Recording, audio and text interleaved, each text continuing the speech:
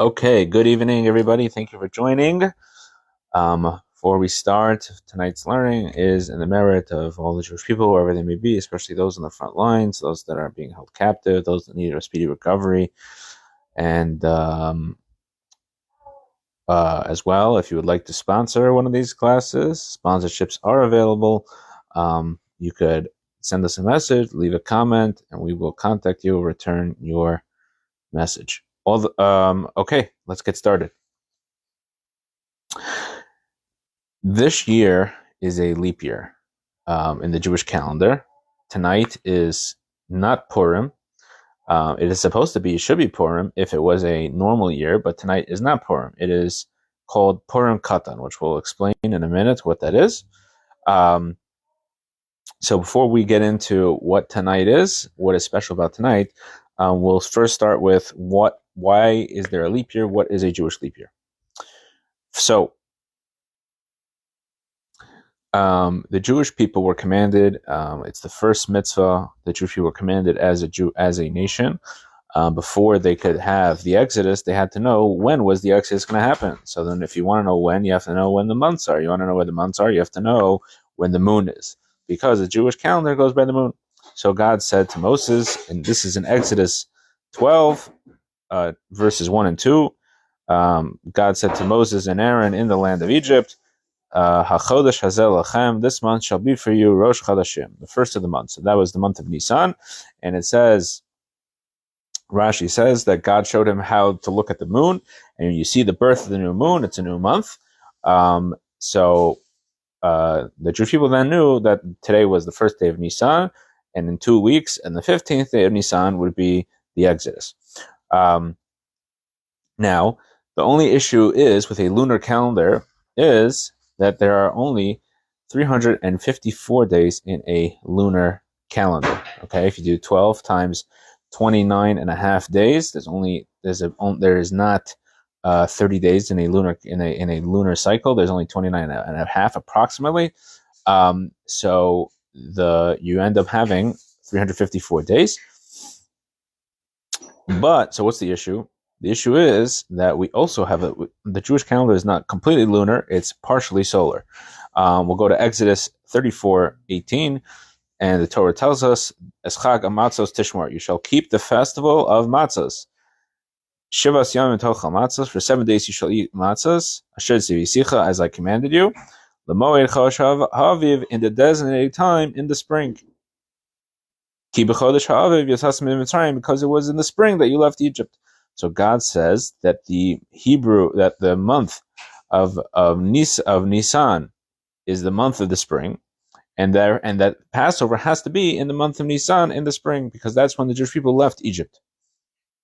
So if you do 354 days in a lunar calendar, and there are 365 days in a solar cycle, so you'll end up having, and obviously the seasons go by the solar calendar, they do not go by the moon, they go by the sun. So you'll end up losing approximately 11 days every year. And then you'll end up, after 3 years, you'll be a month behind. After 6 years, you'll be 2 months behind.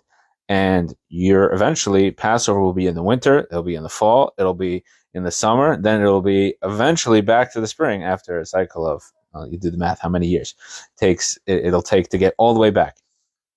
The point is, it won't be in the spring every year. So what do? So therefore, then the times of the Sanhedrin, of the Jewish in the Jewish court that was in the temple, they would add every few years. They would add a leap year. Okay, it ends up being approximately every third year, and then after a certain amount of every third year, it being a leap year, you have it for a second after 2 years. So it's like 3, 3, 3, 2. Okay, so because again, you're losing 33 days after 3 years, so you got to add, and then you go back, you lose a little bit, but like this, Passover is always in the springtime. I hope that makes sense. So in the times of the temple, the Sanhedrin would actually convene, and they would decide. They would say, well, it's been a few years, and they would say, well, should it be a leap year? Should it not be a leap year?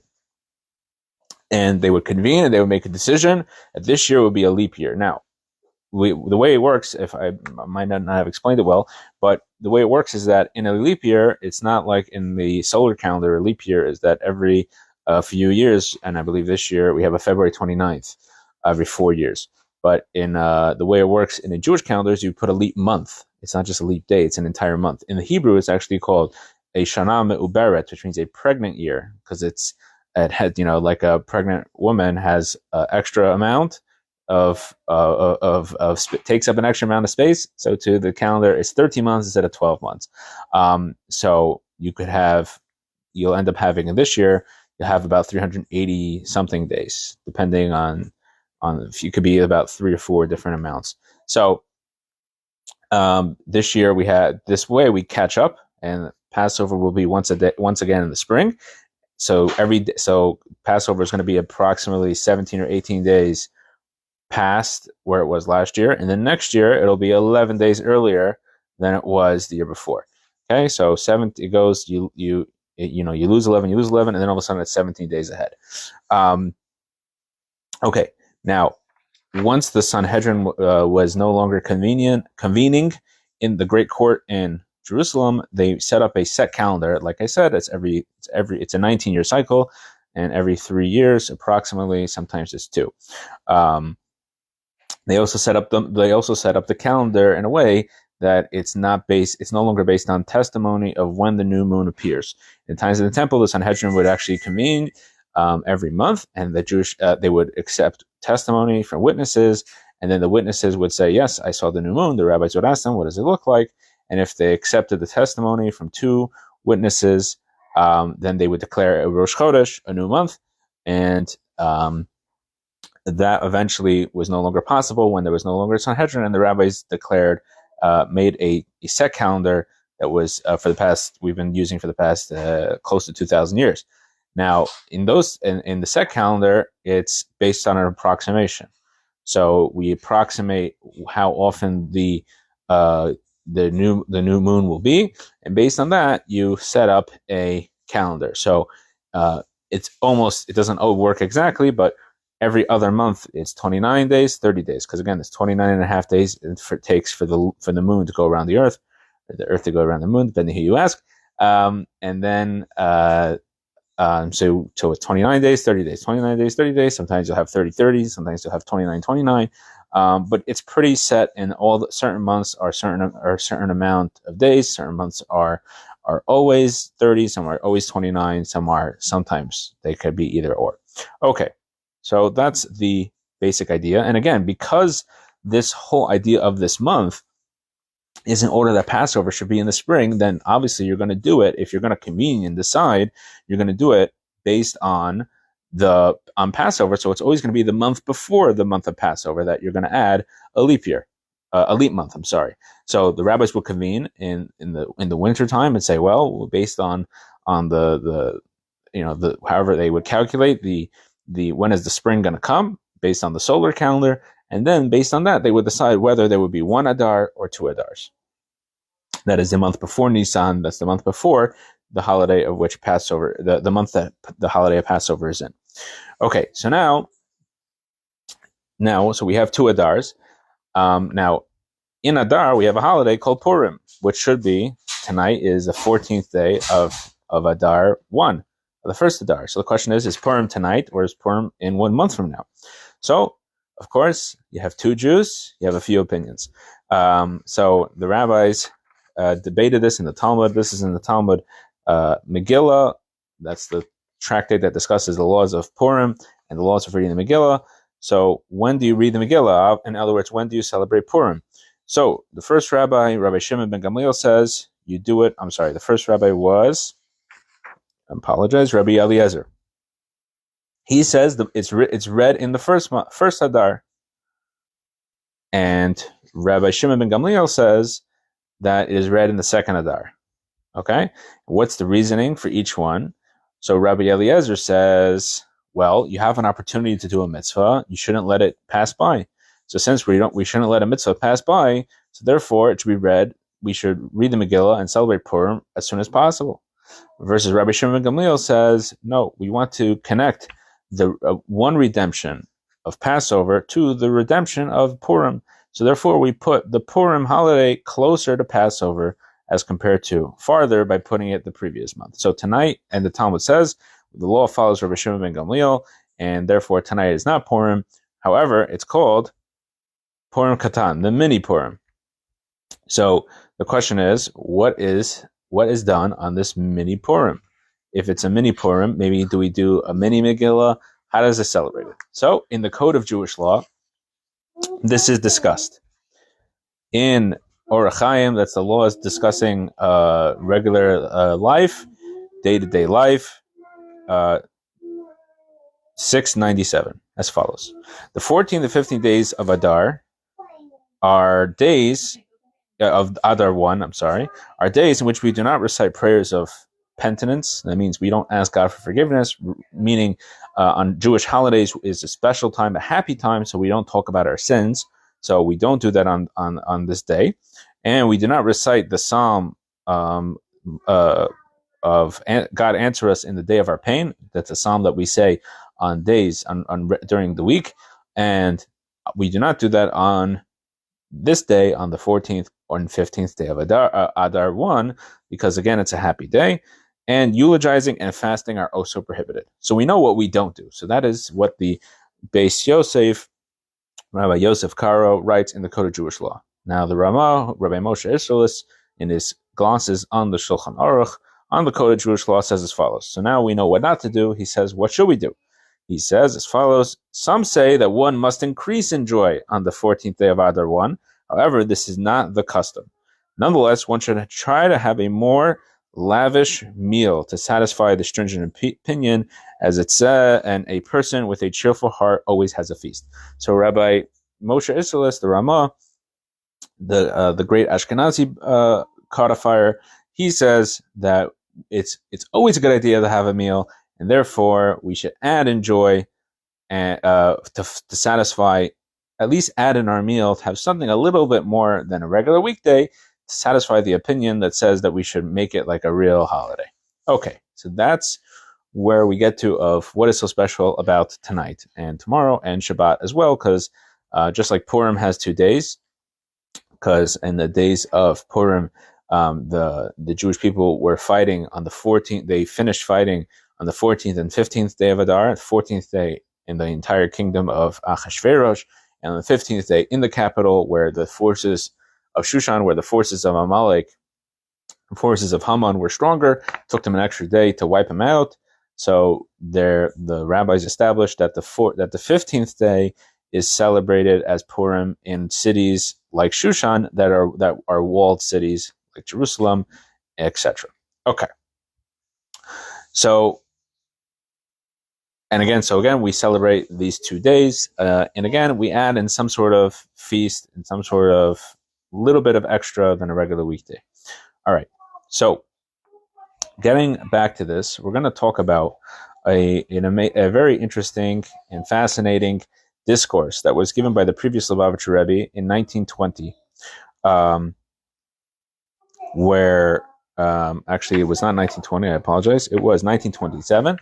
1927 in the city of then called Leningrad, today known as, I believe it was Leningrad. I could double check my notes. Yeah, it was Leningrad, and which today and previously was known as St. Petersburg, and then it was today St. Petersburg, whatever it's called. So the previous Rebbe was after the Bolshevik Revolution was trying to keep the spark of Judaism alive in the Soviet Union, to the point where the Schneerson name and the Schneerson, anybody associated with Schneerson, that name became one of the biggest enemies of the quote unquote revolution of the Soviet Union, to the point where I heard a story once that somebody walked into like a Minister of the Interior's office in Communist Russia, and there was a picture of the enemies of the state. It was Trotsky and the previous Lubavitcher Rebbe, Schneerson. So they were considered they hated religion. This is not the time or the place to discuss but that was the facts. And he wanted to encourage people to continue fighting and staying strong. And he did this in a way of extreme boldness, and risked his life and he understood exactly what he was doing. He wasn't really so quiet about it. Obviously, trying his best to keep names and whatever, but everyone knew who he was and what he did. And eventually, in the in June of 1927, he was arrested and sentenced to death, God forbid. Eventually, through public pressure, he was released. He was first they commuted his sentence, and they put him in exile to some middle of nowhere in Siberia. And eventually, that was commuted as well, and he was allowed to leave Russia in the end of 1927, about 6 months later. And he was able to, because if he would have stayed, they would have continued to harass him and arrest him, so that is the history. Now, going back to our conversation, this is in Purim. This is Adar 1. This is Purim Katan, the holiday that we're celebrating tonight. This is in 1927, so just a few months shy of his arrest. He knew that the arrest was coming. He knew that they weren't going to hang on much longer. Just his activities he was too out there. And even though they knew he was a high-profile figure, as they eventually would learn from the public pressure they received from his arrest, but he knew that they were coming after him. They had a special, and the Soviet Union, at that time, they had special sections. So there was the KGB had a Yevsektia, which means the Jewish section, and which, by the way, eventually Stalin killed all those people, but that's a whole other conversation. So this Jewish section was in charge of persecuting Jews. These were Jews persecuting Jews. And so the previous Lubavitcher Rebbe went to, as we said in the beginning of our story, he goes to Leningrad, and he goes to the main synagogue there, which was the only synagogue the communists left open, and it was called the Choral Synagogue. And he said he's going to give over some remarks. He's going to say a Hasidic discourse, and he proceeds to really give again, the KGB knew about this. This was public. The place was packed, and they obviously were KGB agents there. And he proceeded to give a speech about what was going on. Rejecting the anti-religious environment that he was in. And so we're going to delve into this discourse just for a few minutes. And so we're going to delve into it and talk about what he spoke about. Okay, so it says in the Megillah that the Jews accepted the Torah in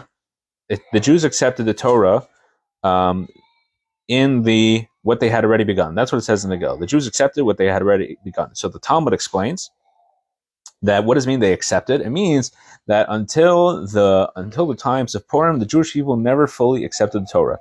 Now, the giving of the Torah, the Jewish people were in the highest spiritual heights that one could possibly be. They had just experienced the Exodus. They had experienced the splitting of the sea. God himself comes down the mountain and tells them the Ten Commandments. On the times of Purim, on the other hand, the Jewish people had sinned. They were liable to the death penalty, and they should have been wiped out if not for God's mercy. And that's just in a spiritual sense. Obviously, in a physical sense, they had the whole world against them, literally. So why would the Jewish people finish accepting the Torah? It doesn't make sense. They would finish accepting the Torah in such a dark time. So the previous Rabbi explains that when it that when it comes to the exile that existed in that time, that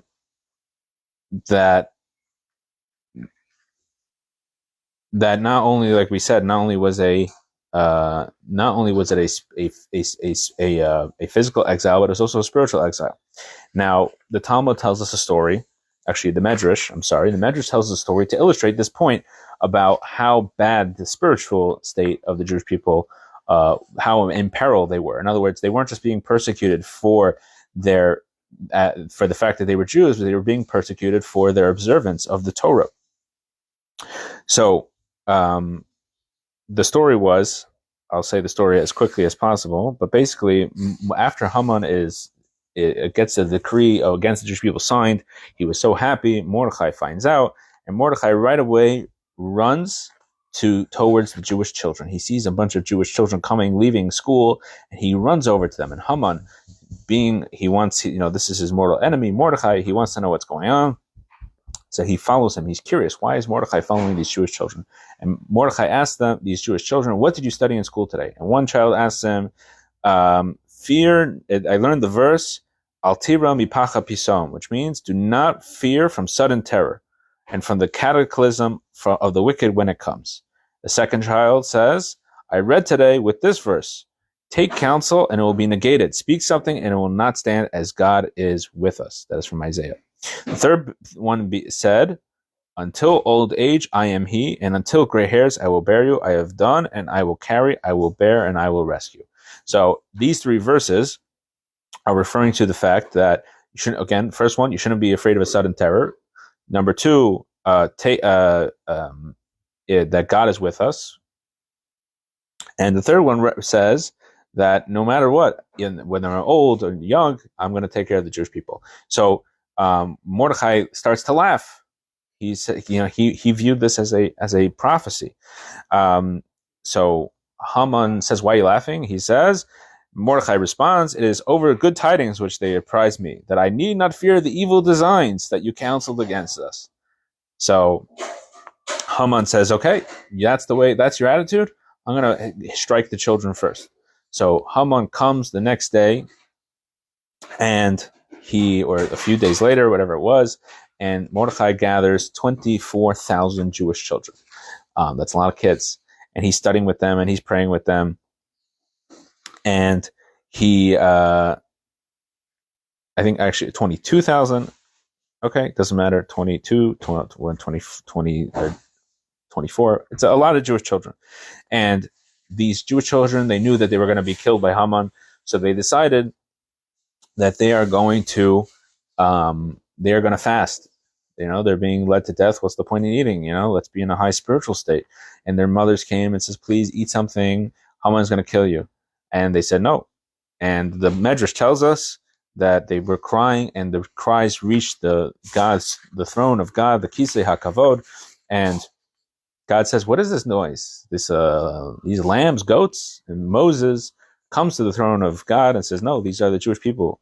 And right away, the whole story switches. And that night is the night that Haman approaches Achashverosh and asks him to please allow Mordechai to be killed. But instead, Haman is asked, what should you do to the man, the king wishes to honor? And we all know the story. Haman ends up honoring Mordechai, and the whole story flips on its head. And within 24 hours, Haman is dead, and his plan is in jeopardy. So the previous Rabbi explained this story as follows. He said, from the mouths of infants and nursing babies, you have established strength. It says in Tehillim that, the Tehillim continues, the Psalms continue, in order to put an end to enemy and avenger. So he said, the verse says you need from the mouths of babes. So he said, from the mouths of babies or infants, however you want to translate it, shouldn't you need infants to fight a war? Shouldn't you need strong military age, strategists and strong people? He says, no. As it says in the verse in Zechariah, not by military force and not by physical strength, but by my spirit, says the Lord of hosts. So the fact that the Jewish children, when they have their pure words, that is what destroys the enemy and the avenger more than any military campaign could possibly do. And the previous Rebbe explained this idea that and he was saying to these people at this time where Jewish education was being destroyed by the Soviet Union, he was saying that, and boldly, that Jewish people should continue to send their children to illegal Jewish schools, and they should continue giving their children Jewish education because this is what's going to destroy the enemy, meaning at that time, meaning the communists. And the Rebbe continued speaking about this discourse that his father-in-law, the previous Rebbe, spoke about he continued to speak about it and said that when the Jewish people are finding their enemies in the land of Israel, the message and the response of the Jewish people has to be to that Jewish education and the prayers of Jewish children. That is what's going to defeat the enemy more than any military strategy, more than any political strategy, more than physical strength. The Jewish people, as God says, it is my spirit, and not by military strength. And that is how, and specifically the children, from the mouths of babes, as it says in the Psalms, that is what is going to defeat the enemy. And we'll just conclude on a last note about this topic. We're talking about the 14th day of Adar 1, this mini Purim. As we said, that the fact that this Rabbi Moshe Isserles, the Ramah, discusses the idea that one should always add in joy, referring to this special holiday of this mini Purim, teaches us that actually the joy of the Adar, the Talmud tells us when Adar comes, we should increase in joy, that this joy has to increase not only from the beginning of Adar 2, but already from the beginning of Adar 1, which we're already 2 weeks into. And if you do the math, you end up having 60 days of joy. You have 30 days of Adar 1, 30 days of Adar 2, you have 60 days.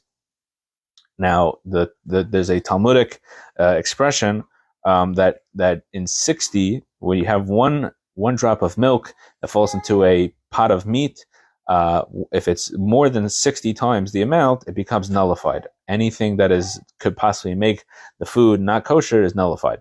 And the idea is that within 60, things become nullified. It's overwhelming.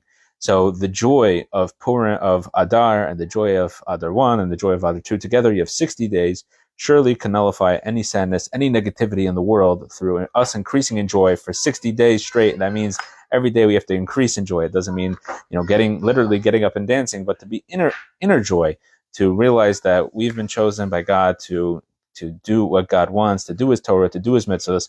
That is a real inner happiness, real inner joy. And through that, we will for sure be victorious over our enemies. And wishing everybody a good Shabbos, and we will, God willing, see you next week.